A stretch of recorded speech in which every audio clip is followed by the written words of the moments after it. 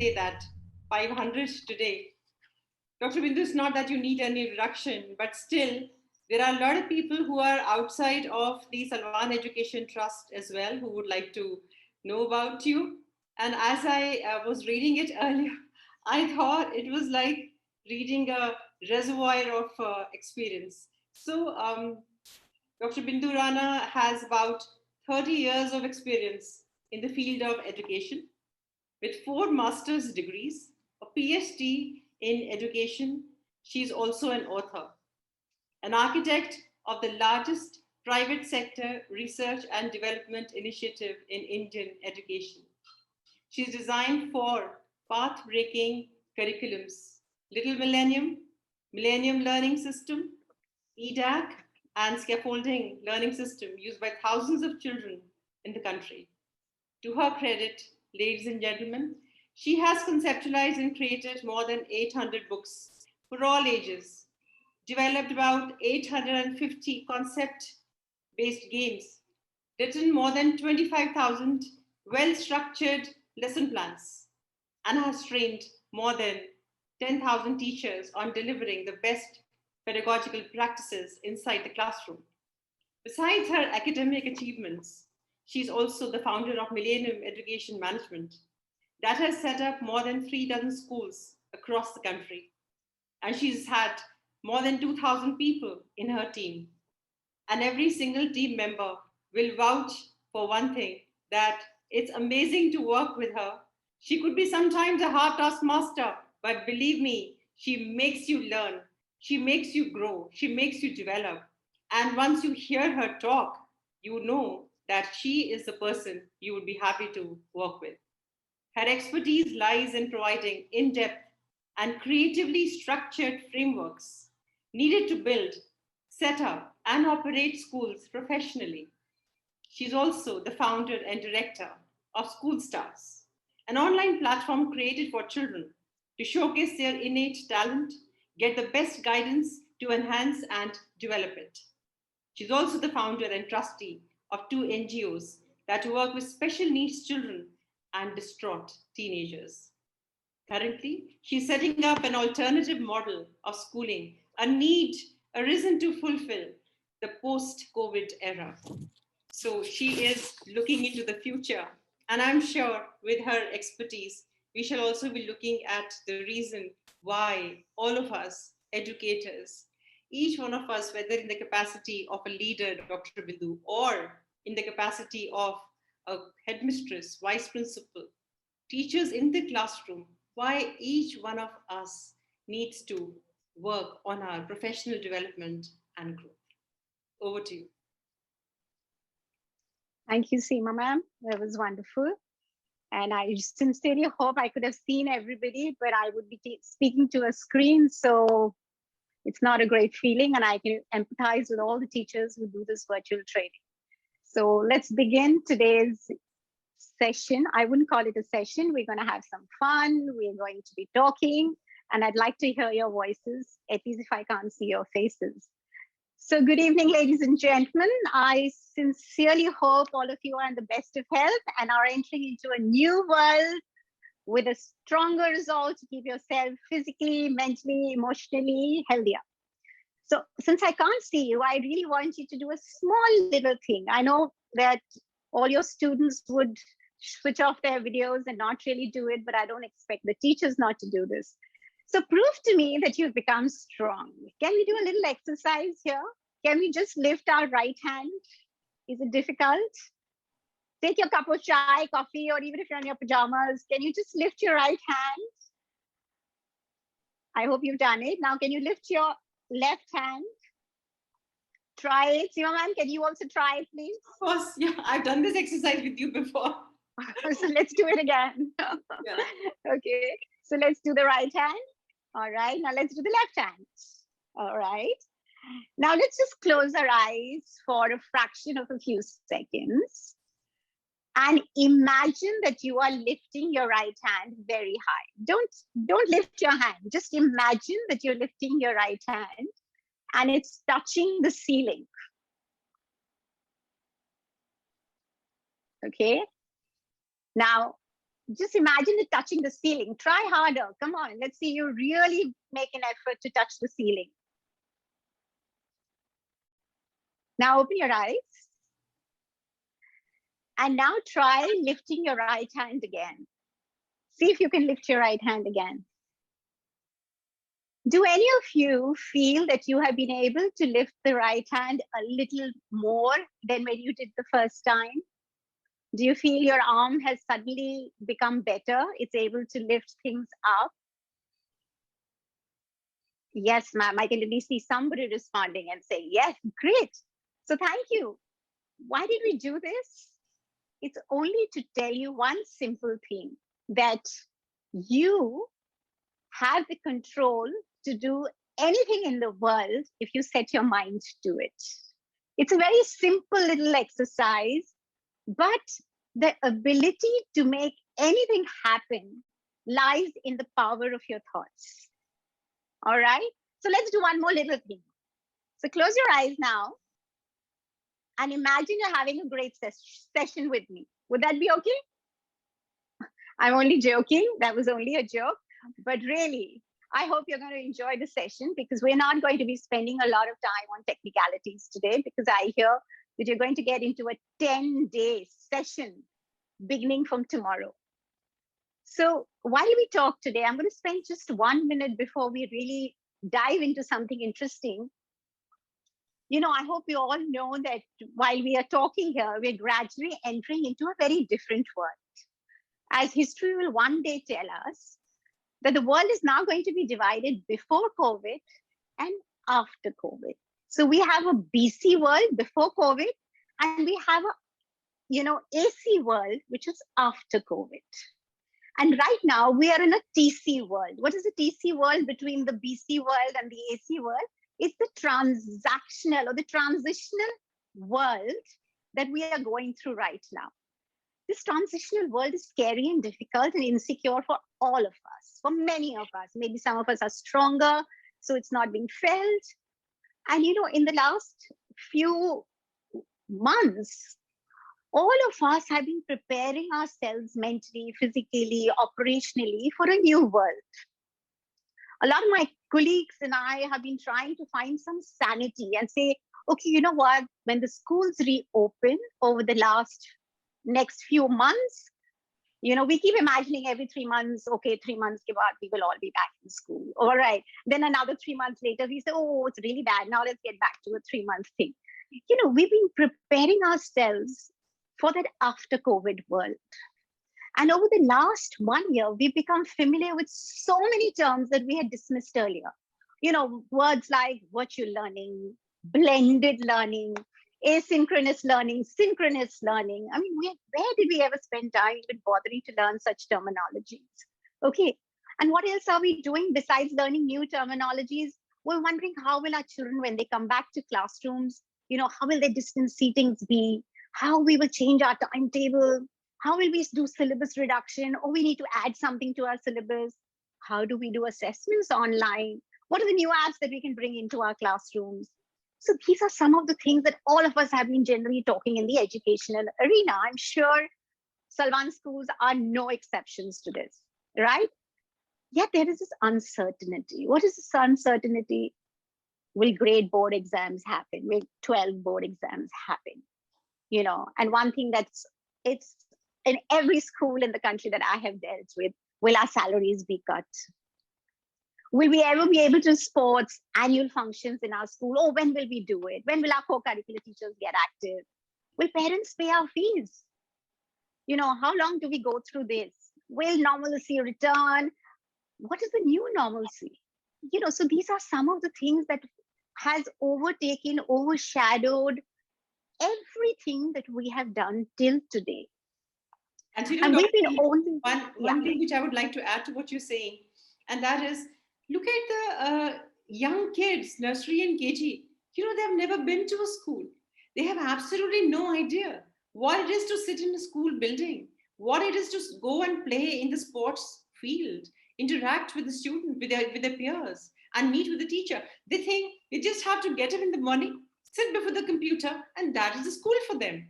And you're right. You know, this AC and BC world is really, really going to take everything in its course, and it is going to change the world completely. The way we look at education, it is going to change. So, what do you think is going to happen in future? This is a question all of us are asked. Yeah. What do you think is going to happen in the future? Yeah. Honestly, I can make some bold statements, but I'm not sure I'm an astrologer that I can predict. We don't have a crystal ball, and neither am I an astrologer that we can talk of the future. But I thought it was interesting when you gave me this topic, said adapt and thrive. Yeah. Right. I thought, what are we going to adapt for, and who are we going to adapt for is the question we need to focus on. Right. And I thought instead of going in the future, like all of us want to, let's go back to the past. Can we do that? That'll be Would interesting. that be okay?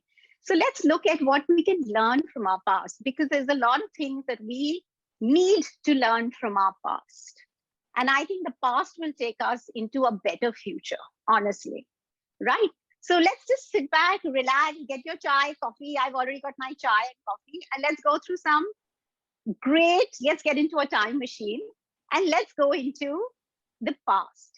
Currently, all of you believe you are living in 2021. Honestly, but inside our schools, we live in an era called the Macaulay's era. We live in the 18th century because all our stuff that we have in our schools are borrowed through the Macaulay system, right? So let's move from the 18th century, I want you to even sit in the time machine and go back really, really far. And what is that far? Let's go back to creation. From the time we were created. And let's take an Indian perspective to this, right? So let's go into how the world was created, because we have a European concept, we have an Indian concept. In the European concept, in the biblical concept, we have an Adam and Eve. How many of you know who's the Adam and Eve in the Indian context? And this is not something that I'm taking you through mythology. We'll all come back to see how it links up to what we want to really learn and adapt and learn adaptation. So let's go back to creation, like I said, and we all know of the three devas. We know of Brahma, we know of Vishnu, we know of Shiva. And in our Indian context, I don't need to go into really details because each one from our childhood have heard of Vishnu, Brahma, Vishnu, and Shiva. Today, I ask you teachers that, imagine who's the Brahma today inside the schools, who's the Vishnu, and who's the Shiva, right? So if I look at who's the Brahma was who? He was the creator. He created something. In today's context of creation, who would you call the creator of our education system, who governs our education systems every day? I would call it the boards, right? The educational boards that we live in. Who are the Vishnus? Vishnu was the preserver, the people, the Lord who actually, whatever Brahma had created, his role was to preserve it, was to take it forward, to ensure that there's a balance in the earth, in the universe, and to take it forward. Who inside your educational institutions is the Vishnu? It's you, it's me, it's all of us, it's the teachers, right? Because we are the preservers of the educational heritage given to us to take it forward in our schools, right? Who's Shiva in the current context, in the 21st context? Let's take COVID as Shiva, as we so-called call it, the destruction. Because Shiva only destroys what he thinks is wrong, right? So let's live with this while I'm going to be narrating something to you, right? Let's focus on Vishnu, because you are the Vishnus of this world, right? So if you are the Vishnus of this world, do you know you've had 10 births? You had 10 avatars, or like the Hollywood would call it the avatars, all right? But they're not the avatars. These are the avatars. There's a huge difference between the avatars and the avatars. So we're all incarnation of 10 different characteristics and traits as teachers, Would you all like to know what this is? I hope yes. And if I can see some thumbs up. They're very curious. All right. All right. So let's go back to creation, like I said. And when Brahma created the universe, Brahma created the first way that Vishnu appeared in front, and in our Vedas, it's written, the Puranas write about it, is the fish. We came in the form of a fish.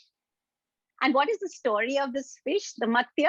The Matya simply is that the first Adam and Eve. Do you know who the Adam and Eve was? Manu and Kshatraputra in the Indian context. So Manu and Kshatraputra was supposed to be the procreators of the next generation. But Shiva got angry and he created a flood. He created a flood, and Vishnu had to ensure that there was preservation in this earth. So he turned into a fish and he drank all the water. And when he drank all the water, okay, he actually preserved the earth, the universe for the first time. Now, please don't take these stories literally. Each story in the Hindu mythology or the Hindu Vedic Puranas are actually given to give you a significance, a meaning. It is symbolic, right? Somebody has written it is symbolic. It is symbolic to what?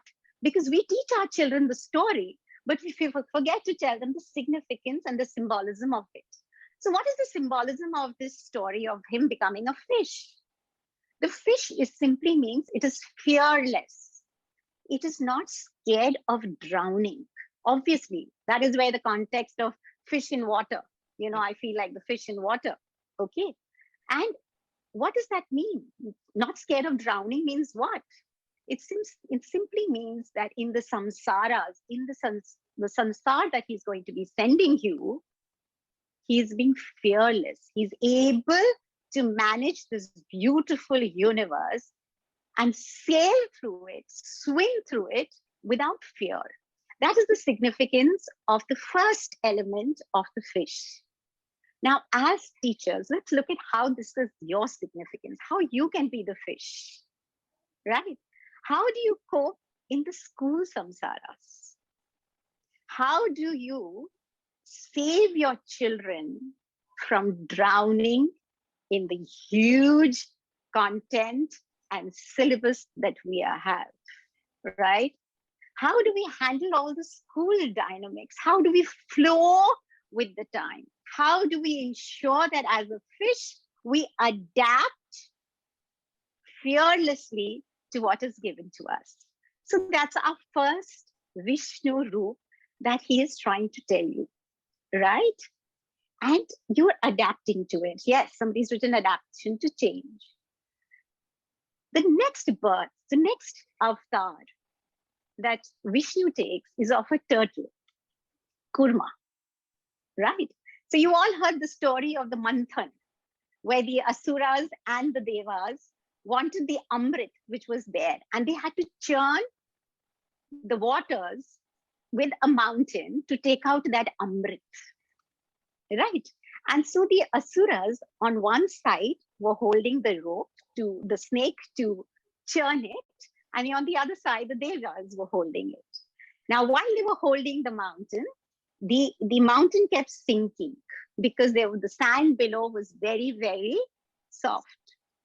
So Vishnu comes in the form of stability under the mountain and ensures that the Amrit happens, right?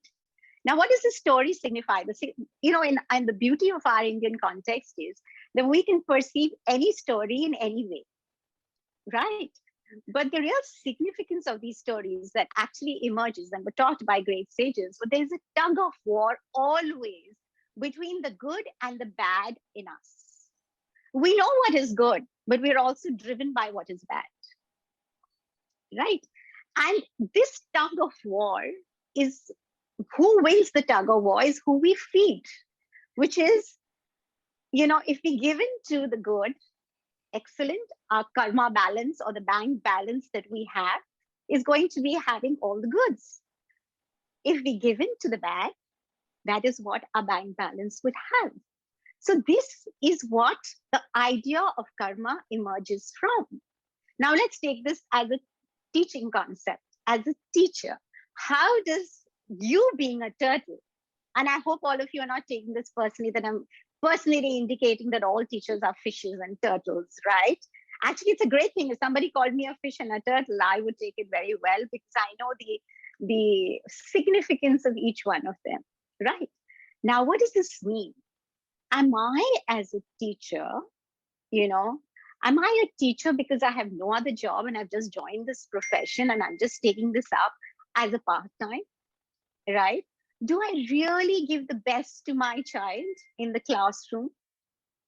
When I become a turtle under a mountain and I'm trying to balance the two so that there is equanimity in my thinking, right? How do I balance between the parent's expectation and the child's ability in my classroom? Am I able to bring that balance by becoming a turtle in the classroom, right? Can I make the syllabus more understandable for the children? So when you visualize yourself as a fish, what do you visualize yourself? In a school where you are adapting, you are beautifully and in sync with what is happening, with the school's aim, with the school's goals. When you become a turtle in times of need, you not only become a mediator, you also become a stability factor for the child, right? So that's the second aspect of ours as teachers. The third aspect is when the third avatar that Vishnu makes in the world is actually he becomes a boar or a pig, if you could call it, right? And he's called the Vara. Okay. The story behind this is very, very simple. There was a demon who just took the planet and he was spinning it. He to conquer the whole planet, and he was spinning it and he was making it go out of orbit. I'm not going to get into details of story because that's not the importance here. What is important is what we learn from the significance of the avatars of Vishnu for ourselves, right? So don't get carried away if I do make a technical error here and there in the story, but it's the significance that we're going to be focusing on, all right? So when he was trying to move the earth, the orbit of the earth, Vishnu had to come in the form of a boar, put the planet on his horn and balance it and take it in the right direction, right? Now, what does this mean? I mean, some of the stories are bizarre. When I used to tell my kids these stories, my son especially, he would turn around and say, Ma, these are absolutely illogical, bizarre stories, which are absolutely scientifically not possible, right? But what we don't teach our children is, though they may not be scientifically possible, but there is a lot of significance in what we learn from it. So what we learn from these stories when the orbit changes is, now with yugs, the different yugs, what is happening is that human beings are shifting from the pure state to a slightly materialistic state. So that is the time when the boar comes. And the significance here is, how can we shift our gaze from the materialistic world that we are getting into a more spiritual world? That is the essence of Vishnu's avatar here. As a teacher, if we become a boar or, the Varaha, the significance here is, how can I prepare my child, my student, for the universe instead of the university? Our school systems cater to children for the university. That's true. Once they enter the university, they are unprepared for the universe. How do we as teachers prepare our children for the university? I think that is what we need to keep in mind and become the boar at times to be able to ensure that our children learn through that. That's the third avatar.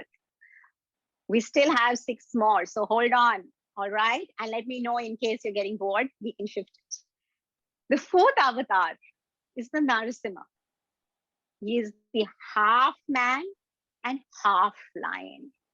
From childhood, we've heard the story of Prahlad and how, his father is killed through a demon who stands in between half door and half in.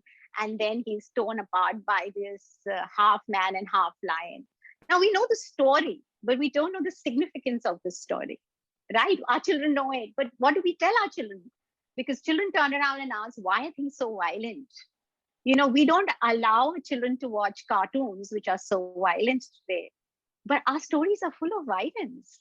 Why is that? Why is it that we do not find the essence of what we are teaching them? So here the Narasimha simply means that God will always come to protect its disciples. There is no way that the God or the Almighty will not protect its disciple.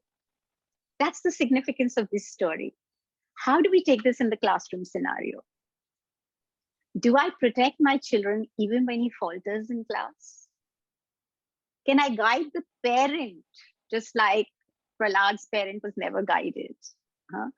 To understand their own child, to be able to convey to them that your child is a Prahlad if given the right way of upbringing, right? So when you become the Narasimha, you may become the half man and half lion. Remember, from an animal, from the sea, we are gradually moving to becoming human. So we've already crossed 3 animals, and this is the 4th animal and half human, right? That's the 4th element of Vishnu. The 5th element, the 5th avatar of Vishnu, was he came as a dwarf. The first human, but as a dwarf. He was called Vamana, right? And in here, the story is very simple. And remember, these are happening in different yugas. These are not happening immediately, but these are in different context. Every time Vishnu has come, he's come in a different context, right? And in every new context that he's come, he's not the same. He's adapting to the times of those needs and what is required at that point of time. So when he comes as a dwarf, the story is very simple. Bali, a demon again, has taken over the 3 lands, right? The air, water, and earth. He has completely taken over, and the gods have come to Vishnu to say, rescue us, hame bachalo, right? So Vishnu disguises himself as a dwarf, tiny little dwarf, and tricks Bali to give him land as much as 3 steps. Just 3 steps. And Bali, of course, thinks that what chota sa dwarf at 3 step kya lega? What will he take a 3 step? And the 3 steps that Vishnu takes, the dwarf takes, are so big that it covers the entire world, the entire universe, right? So what is the story? What is the significance of this story? The significance of this story is that the divine has control on all our 3 states. You know, if any of you are into Advaita, Vedanta, or something like that, or the duality of Hinduism and non-duality, you will understand this. But it simply says you're in 3 states of being awake. We're in a dream state, and we're in deep sleep state. So the 3 states of human being is what the divine has complete control, which is the consciousness is within us, even when we are in deep sleep. Right? And it has control on us. Now, how do we as teachers have control on 3 aspects in our classroom? Our children's emotional, mental, and physical states. How do we become the dwarf in our class? And through our steps, become large to be able to impact not only the intellectual or the academic aspect of children in the class, but the mental and the emotional state, and of course, the physical in a different way in the class. So that's something that we can learn again from Vishnu. The 6th state. Yes, Seema. In one word here, one point here. So we've grown up on all these stories. We've read them as a kid. And like your son, we also refuted these stories. We said, no, it's not possible. It cannot happen because it's not logical. But today, when you're giving it an entirely pedagogical view, it makes a lot of sense. That pick up anything that really helps you in your work, irrespective and regardless of the fact from where it has come. Like that, who had ever thought that these three steps which were taken over the land, water, and air, or the entire universe, is like how much influence we have on our kids. Do we ever realize that the teacher's personality could be so powerful that it could actually engulf the entire child's being and his intellectual development, his emotional well-being, his physical, and of course the spiritual well-being. So I mean, it's very interesting. I mean, how a new perspective can be gained from mythology, and Indian mythology is anyway one of the richest sources of knowledge. Absolutely. Yes. Absolutely. Absolutely. So these are traits that I wanted to share with you. We have four more. If you still have time, I can take it Of course, forward. please go ahead. Okay. So we went through, the last one. We talked of the dwarf.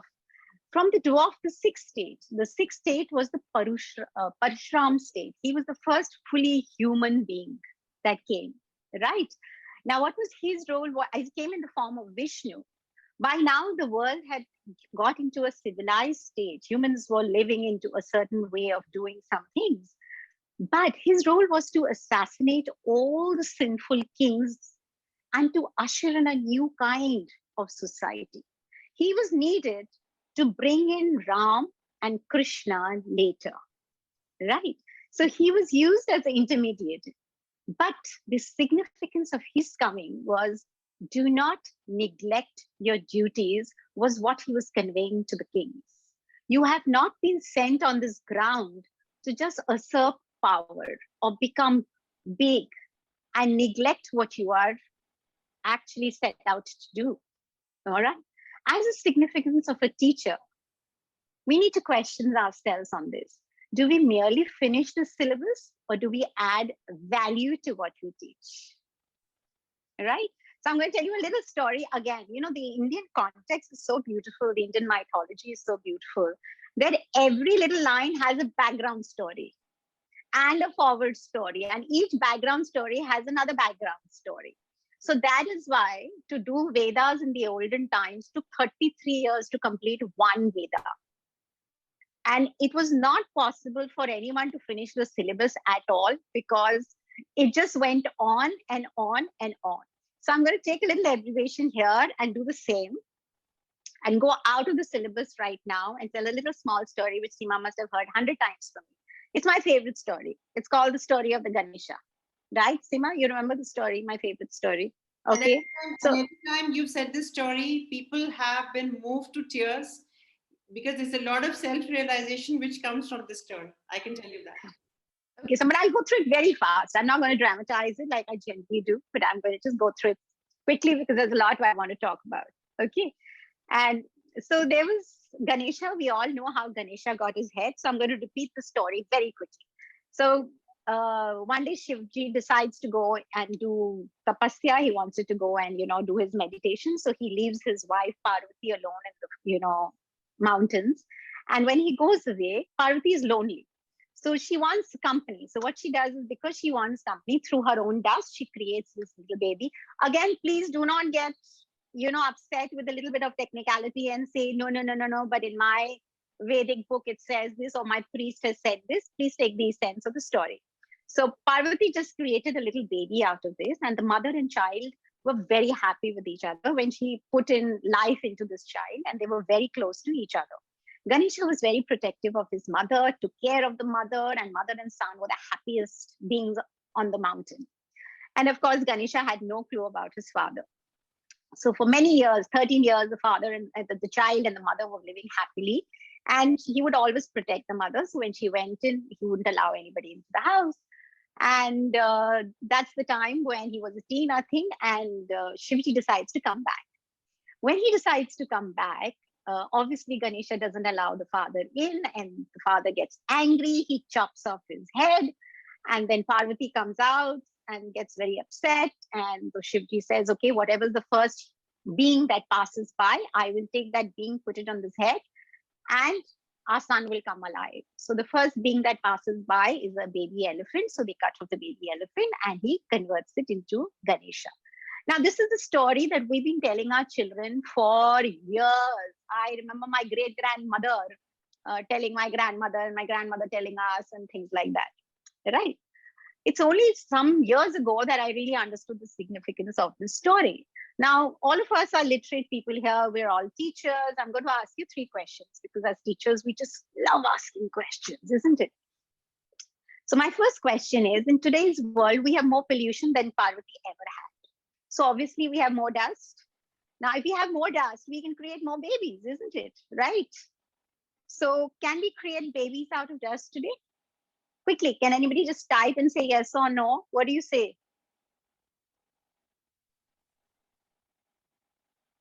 No. Okay. So I'm getting some answers which says no.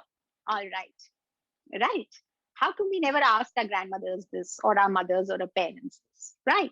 Second is, how many of you, I'm sure many of you, and in your schools or in your homes, and especially during COVID times, you must have done meditation and yoga. People who do yoga and meditation, what do you think is their state, the emotional state of anybody who does yoga and meditation? I can assure you, I mean, yes, absolutely. It is balanced. It is calm. It is, peaceful. It is positive. Yes, I can see all the beautiful comments. Blissful. Right. Now, if you're saying all of this, all of you saying the right things, how is it that after 13 years of being in a meditative mode, Shivji suddenly becomes violent when he comes home just because he's not allowed inside his house? Isn't that amazing? So we never question. We are told not to question anything which is religion. And that is why we get into this dogmatic issues that we face today. But anyway, keep that aside. My third question to you is, yes, these are all our thoughts, right? Anger eats away the wisdom. But for 30 years, if you've got wisdom, you don't lose it over in a few seconds, because that's what he went for, yoga and meditation. All right, if you believe that anger took over his control, let's take that for the next thing. When Shivji chopped off the child's head, his own child's head, that means he was the first neuroscientist the world ever had. I'm assuming, is that right? Why did he not pick up his own son's head, which he had chopped off, because he had the ability to fix it? Why did he not pick it up and plant it back on his child's head? Very simple. It's a simple question. There's nothing complicated about it. There's nothing religious about it. It's a simple question. But we were never asked to question reality. We were never asked. But each of these stories are beautiful, symbolical. Now, the real meaning, I'm going to tell you the real meaning of the story. The real meaning is very simple. When Parvati created a child out of dust, it simply means that all of us are perishable.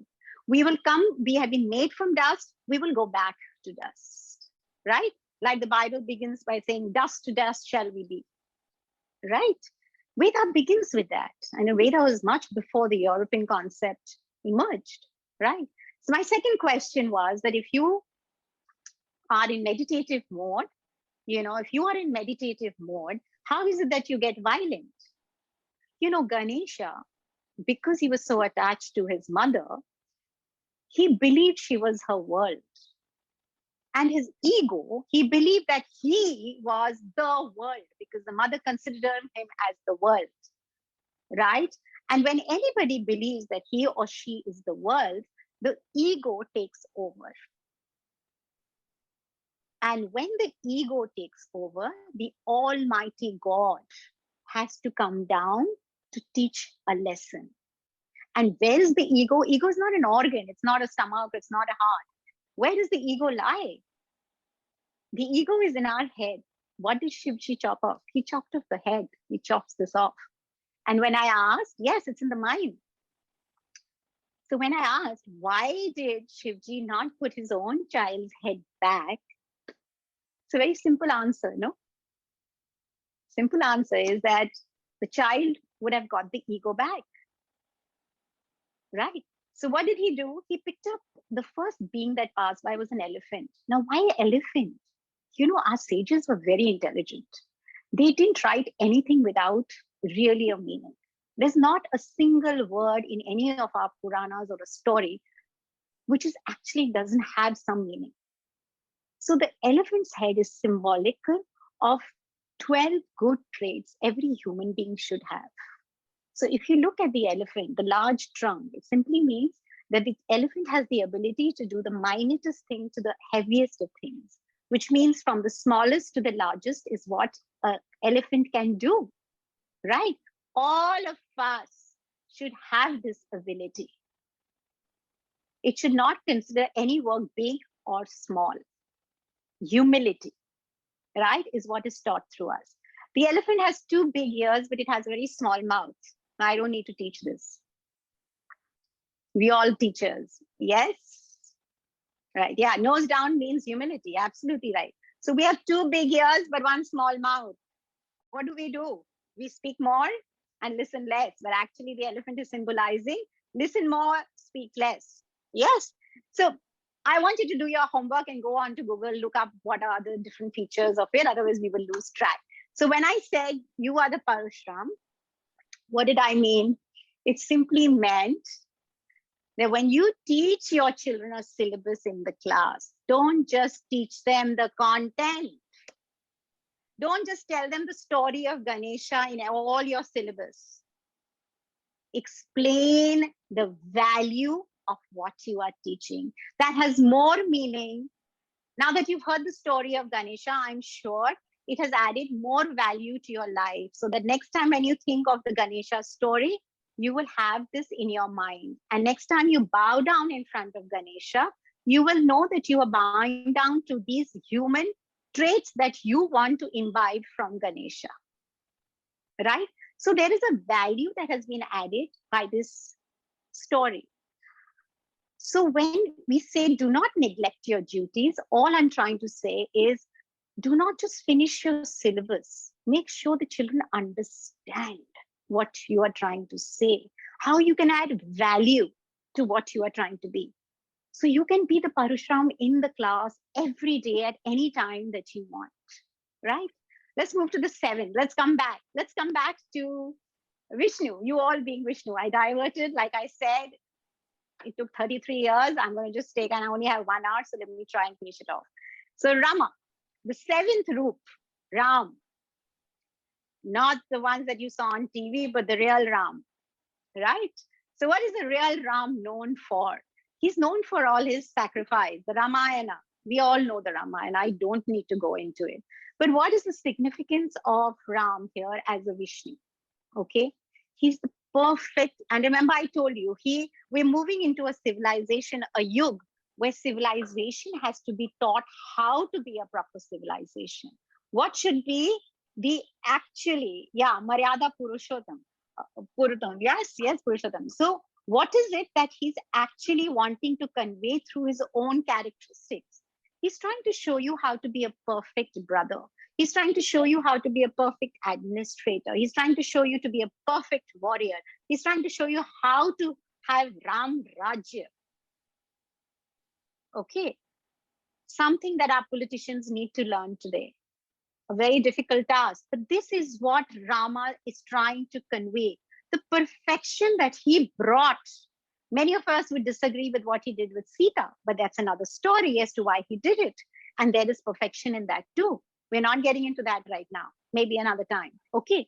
Now, that is the significance of how a civilized society should be, how the ruler should be, and how all of us as citizens should be. Let's adapt this to our school scenario. Okay.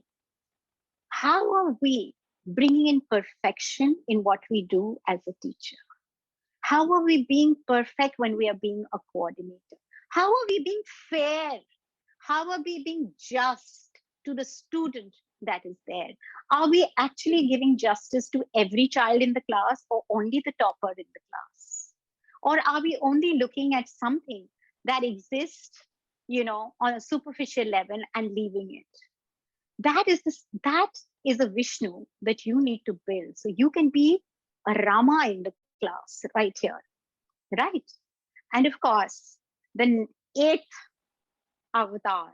I'm going to skip and go fast because Seema ma'am, please hold me on time, right? So the 8th aspect, the eighth avatar, and the most lovable one for most of us is Krishna. Krishna, we all know his significance both in the Mahabharata, but more in the Bhagavad Gita, right? And in the Bhagavad Gita, he's been the one of the biggest, greatest teachers that we've ever had, where he sits on a chariot in the middle of chaos. Imagine your school in a chaotic state. Remember the carnivals we would have and the annual functions we would have, and everything is in a chaotic state. The principal wants something, the coordinator wants something, the parents' uniform hasn't come. It's a chaotic state. And in this chaotic state, you are sitting calm and learning the Bhagavad Gita. Okay, it's something that's very difficult to do. But what is it that Krishna teaches Arjuna? Actually, Arjuna is a slow learner. I hope this is not going to any RASs, and any teacher here is not going to hold me for saying this about Arjuna. But the whole Bhagavad Gita is based on one line. And Krishna wants to tell him that one line. That's Sat Asi, that thou art. You are the eternal God. You are consciousness. But Arjun does not understand this one sentence. And neither do any of us understand it because of our behaviors and the way we live in our world, right? So he argues, he sits there and he's arguing with Krishna. Now, what does Krishna do? Why do I call him the greatest teacher the world has ever seen? Is because he explains that one sentence to 4 different pedagogies. And this is the emergence of pedagogy that you will see very evident in our system. The first way he teaches him is through Bhakti Yoga.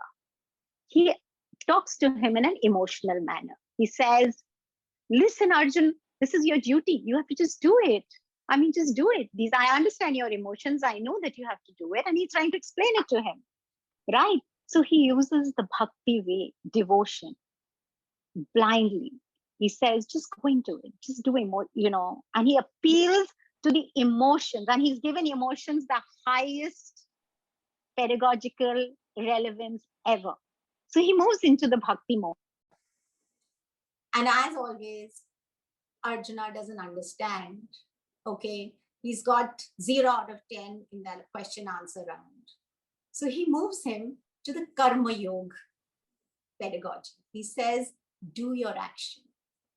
Do something. You have to do your actions. Do it bodily. Do it properly. You need to do this, right? Arjuna still doesn't understand. He understands a little bit now. By now, he's getting 2 out of 10, right? Then he takes him to Raja Yoga. He says, I'm going to show you something. I'm going to, so he opens his mouth and he takes him through a meditative mode, right? And he takes him through Raj Yoga. He makes him internalize what he's trying to teach him. All right. And then he still hasn't got his 10 out of 10 in the class.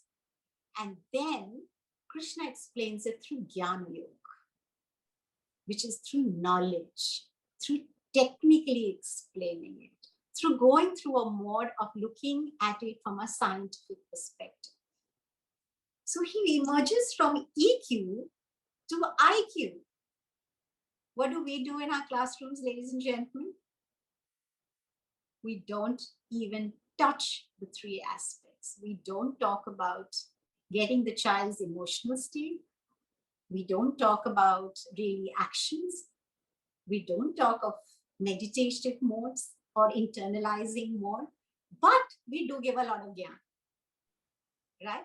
So in our classrooms, please remember the so-called, when the Britishers or the Americans came up with a system of VAK, visual, auditory, kinesthetic, we were all happy to adopt it in our schools, right?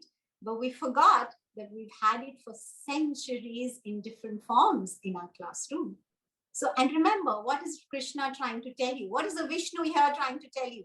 It's always EQ before IQ in the classroom, right? And of course, there is the ninth state of Vishnu, which is controversial. Some schools of thought accept it, some don't accept it, is Buddha. There is a lot of, there are different schools of thought. I'm not getting into all of that. But what is Buddha trying to tell us is moksha. And what is the significance of that in terms of moksha? Is that you can get liberation right here and now. I can get liberated right here and now. Right? How do I get liberated and now?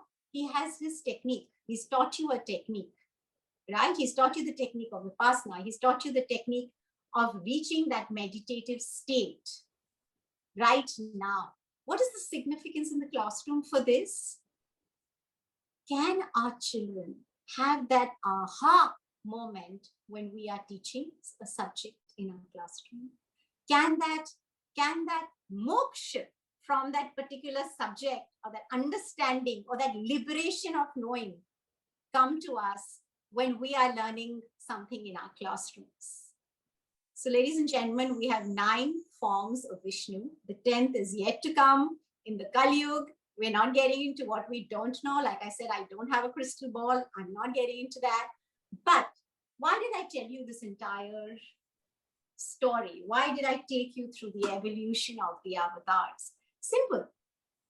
It's very, very simple. You see the same God, the same Vishnu acted differently every time. The context changes, but the value is the same. Who is Vishnu adapting for? It is not that I will adapt. I need to adapt. So I'm going to take some lessons in learning a few skills. I will learn technology. I will learn a few apps. You will learn it because that's what you will do, right? And you will do it because you have to survive to do it now.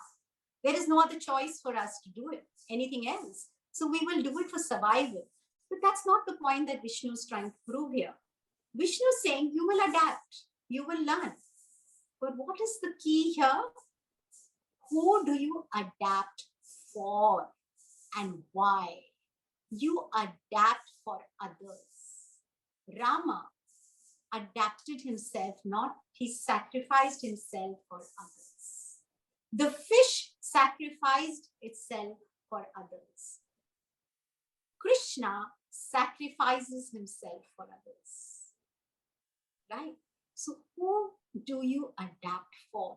It's only when you adapt for your child in your classroom that you get liberated, that you actually earn your brownie points.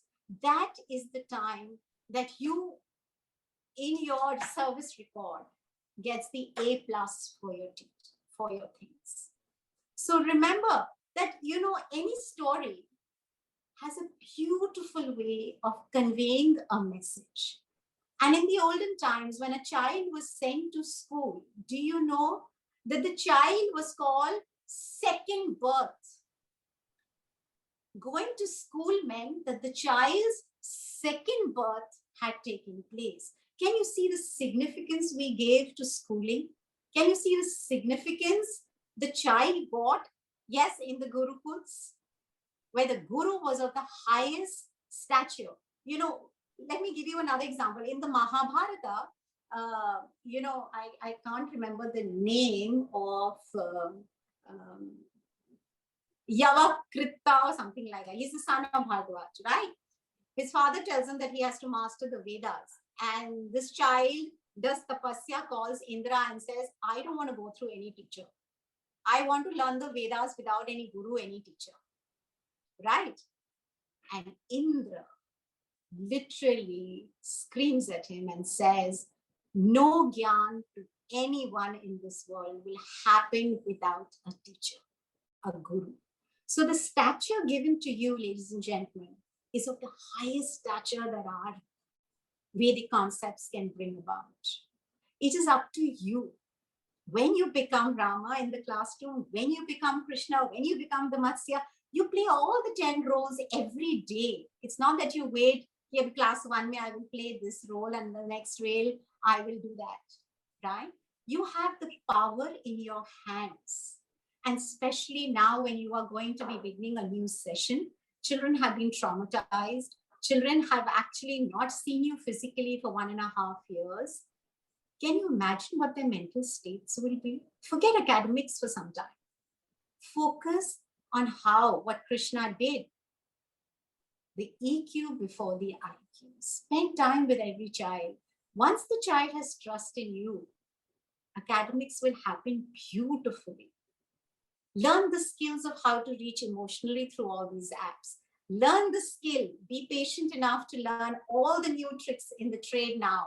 It's a beautiful opportunity for you all to grow, to learn, to adapt, and take the world forward, because the world is now sitting in your hands, ladies and gentlemen. The after COVID is going to be decided by you, by the new generation that you build up. So all the best, and thank you for listening to me. I'm ready for questions. Interestingly, Dr. Bindu, what you said about the way you've connected pedagogy with mythology, like even when we say that it is the American educationists who bring to us the concept of multiple intelligence, when they have always been there in India. They've always existed. Go to any one of our amazing, great scriptures. Multiple intelligence speaks to us through them. And even the Bloom's taxonomy that we talk about, from the lower level of understanding to analyzing to internalizing, synthesizing, every single thing. Bhagavad Gita, as you say, is a fountainhead of all knowledge. But unfortunately, we've forgotten that we could have done much more than what we're doing. And also, Dr. Bindu, I'm absolutely delighted, not only with your wonderful, wonderful talk as always, but we also have the honor of the Secretary of the Salvan Education Trust, Mr. Paramjit Khanna, who's here and who would like to say something about our focus on teacher training. Because all said and done, at the end of the day, Dr. Bindu, it is the senior management of the organization which has the control of the purse strings and therefore the training opportunities given to our teachers. So I thought it would be wonderful to get the senior representative of the Salvan Education Trust to tell us that what is a vision of the set for teacher training, for professional development, for growth, and for future progress. So Mr. Paramjit Khanna, good evening to you and very welcome to this session. We would like to hear from you now. Could I have the video on, please? Could you have the video on, please? Could you? You can, sir, you can please switch it on. You can do that. The right is with you, sir. The right is with you. No, I'm saying it cannot start the video, it says. Sir, just try once more. Yeah, I tried it. Yeah, now it just came and went. Yeah. Yeah, I have got it. Thank you for joining, Mr. Khanna. Namaskar. It's a real nice journey we had of spiritual, what Dr. Bindu Rana has taken us, the journey, giving us in fact, the story is, it never ends. The Hindu mythology is going on, and it always connects with us. Today, we at the trust level always emulate values, and values should peter down to the last level. Now, when we talk of values, I think Dr. Rana's model of excellence has been focused on the teaching staff. It would be a much more a better idea that we extend that concept even to the non-teaching staff as well. After all, you are going to be dealing with a lot of people, not only at the teaching level, but also at the non-teaching level. So much of misdemeanor occurs in the school corridors. The teachers, maybe, the masters in the classroom as a controlling environment, like you sit in a controlled environment. But we like the children to be inculcating the best values. The Bhagavad Gita ends with the definition of Om. It tells us, it splits the word Om and tells us what Om means. Now that Om has been stolen by the Germans in all their softwares. So And in fact, like Americans are doing something, Germans are doing something, but our civilization has been the most ancient on earth. And what we have given the incarnations, we are looking for the 10th incarnation now because the Kali Yuga is there. So we need to tell the values to all the levels of the civilized society.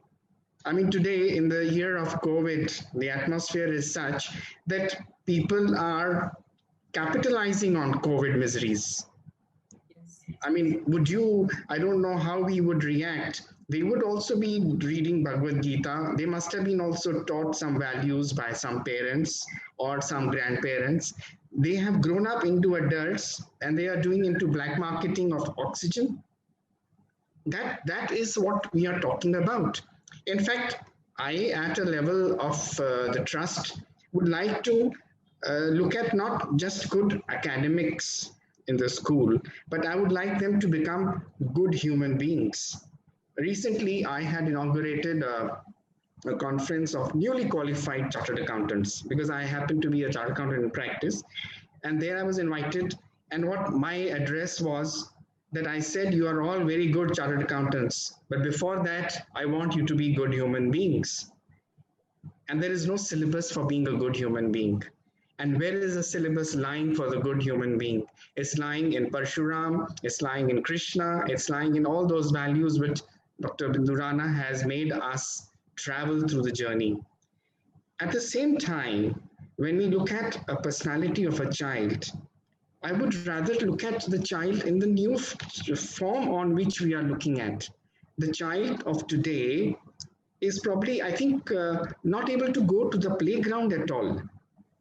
And it's a real misery. The other day, the Chairman Trust and we were looking at opportunities to develop. You know, we recently, last week, we had a meeting of all the chairpersons, and Dr. Bindu Rana was also there. And there we tried to react that, look, the child today is losing the childhood. I have 2 grandchildren myself. And for the last 2 years, those grandchildren, there's a big metamorphosis on the personality. Of course, we do get the best laptop for them. We get those special goggles, which they avoids the eye strain and things like that. But what is a child who's not able to go out? What is a child? I mean, doesn't learn from nature, doesn't connect all the time, sitting before like a robot, sitting before and the teaching. And in fact, the even the teacher is losing the. In fact, we were talking about the emotional quotient. Like, you know, online, can you have emotions? Can you convey an your emotional quotient to control or develop or evolve on an online teaching platform? God forbid this COVID eats into our system and does not let us come out into the physical mode. It is going to cause such a big damage. Today morning, I was sitting with my grandson and I asked my grandson, do you remember your friends' names? He could not recall. That was a very big blow to me that you don't remember your friends. Truly tragic. It is very tragic. And Seema ma'am, you will appreciate with me that this is not just our problem. It is not just the teaching fraternity's problem. It's a big psychological kind of a negative explosion, if I can use the word. It has negatively attacked us. It is ruining us. We are not able to kick back to this. We, normally speaking, there is a very old saying which says that God sends us difficulties in the hour to test our abilities. And because God is sending me a difficulty or some distress, it's because God is giving me a chance to prove myself. And we all are aware of footprints on earth. When we are on the footprints on the sand, it's a nice quote which says that earlier God was showing me 2 footprints and suddenly there are none. Instead of 4 footprints, there's 2. Then you ask God, where were you? Then God says, I was carrying you. That's why only 2 footprints were there. I'm not going into a very detailed psychological analysis of the situation. I like to just, in my address, try to summarize 3 very big challenges. First challenge is this online classes. Recently, I had that meeting at Gurgaon level also. We were sitting there, and all the teachers were very happy. The results are very good. Online classes are good. But what is the point of having a teacher delivering only the technical part and not the emotional part? And that emotional part is difficult to connect. There is a, like, if I come and touch your head, just a simple thing, I'm giving a vibration to your head. That physical touch is going to do more magic than an online class can ever do. That's true. In fact, there is a concept of bending down and taking ashirwad. You always bend down to your elders and touch their feet, and the person who blesses you by putting the hand on your head actually is giving you positive vibrations into your head.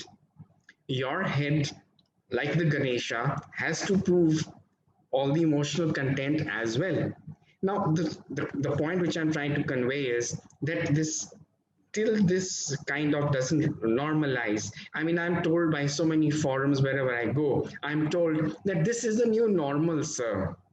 Sir, this is the new normal way of doing it. We have to live with the mask, we have to live with the sanitizer, and we have to live with this online process of educating or imparting educating. And that's where the emotional content becomes a disaster. We are not able to connect in the emotional way, and naturally you just become messengers of technical syllabus. You want to finish the syllabus. Now that's where the physical teaching is going to harm us. That is the first point I'd like to make. Second thing is, at the trust level, we encourage holistic education. We encourage participation of all, academic as well as non-academic, to produce a good human being. In fact, when the parent come to give the admission of the child is known by Mr. and Mrs. X's child. Who are you? I am so and so's child. This is how it happens. Now, by the time the journey is over and the child reaches class 12, and the class 12 results are out and he tops the school, there the parents come and say, Seema ma'am, I am the mother. I am the parent. I am the parent of this child. So therefore, the child becomes an identity in self. And when the child becomes an entity, he's not just an extension or a physical extension of the school's academic record, not just a mark sheet, but he becomes an ambassador of a good human being, of all the values which he has imbibed in our school education.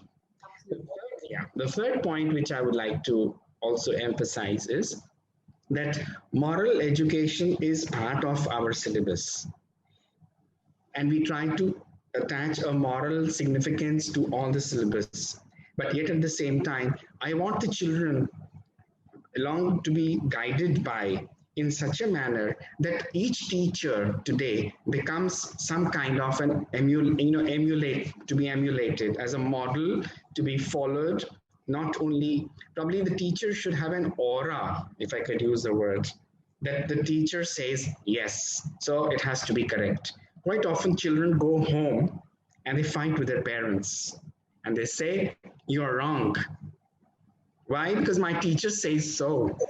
And yeah, and therefore that image must be retained. And in fact, without loss of further time, I take this opportunity to bless all of you and develop the child and evolution. God forbid this COVID should go. And I think probably in Haryana, they are already started the classes from tomorrow and in the Gurgaon schools. And I think the same will be followed by UP as well as Delhi, that at the higher levels, what they've made some norms is that one desk, one child. So maybe you could space out the children. I don't know the size of the classroom and the size, how you manage it. They could have maybe you could have alternate days that one child comes, but that physical connectivity would be there. Thank you so much. Thank you so much, Mr. Khanna, for your 3 very wonderful points. We will remember them. And with the vast experience that you have of running so many schools, I'm sure we'll be benefited.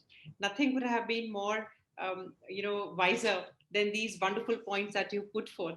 So once again, thank you so much. And my heartfelt thanks to Dr. Bindu for initiating this wonderful session.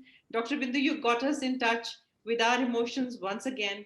And you reminded us of a very important thing, which we should never forget. And that is, India is full of ancient wisdom. The only thing is, somewhere along the line, we've lost it. And you know, Mr. Khanna, one of the points that you mentioned, and it has left me absolutely endeared to the whole idea, and that is the kind of the gesture of, you know, touching our young children, touching the feet. I mean, that says it all. I mean, it is a gesture which, you know, pours your heart into what you wanted to convey. And Yes. how sad that sometimes we just take it as a simple plain gesture, and not as the deepest thought of ourselves, the deepest feeling of ourselves. So thank you so much for coming to this session. And Thank you. Dr. Bindu, thank you very much. And to all my participants who've been with us from the beginning to now, and we have had a huge number. It has been a very meaningful session for all of us. Thank you so much to all. Namaskar.